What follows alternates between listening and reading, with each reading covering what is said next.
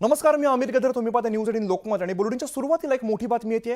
राज्याचे उपमुख्यमंत्री गुरुवारी कर्जत जामखेड दौऱ्यावरती होते आणि यावेळेला त्यांनी जाहीर सभेमध्ये भाषणामध्ये अजितदादांनी तुफान फटकेबाजी केली. सध्याच्या भीषण पाणी टंचाईच्या मुद्द्यावरून बोलताना अजितदादांनी पाणी जपून वापरण्याचं आवाहन करताना थेट दादा कोंडके यांच्या काळातील उदाहरण दिल्यानंतर उपस्थितांमध्ये एकच हशा पिकला. दुसरीकडे लोकसंख्या वाढीच्या मुद्द्यावरून सुद्धा दादांनी कान टोचले. तसंच सध्या जग फार पुढे चाललंय, मात्र आपण उगीच भांडत बसतो असा मिश्किल टोला सुद्धा अजितदादांनी यावेळेला लगावलाय.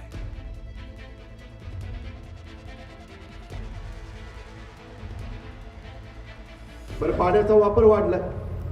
पूर्वीच्या काळात दादा कोंडकेच्या वेळेस दगडावर भागायचं सकाळी सकाळी, नंतर टरबाळ्यावर भागायला लागलं. आता बाथरूमला गेले तरी फ्लश केला की 10 लिटर पाणी जातंय. खरं ते बोललं पाहिजे ना. कधी कधी लोक म्हणते यांनी काय काढलं. अरे खरे तेच सांगतो ना. त्यामुळं बाबांनो, आता पाण्याचा वापर आपल्याला जपून करावा लागेल.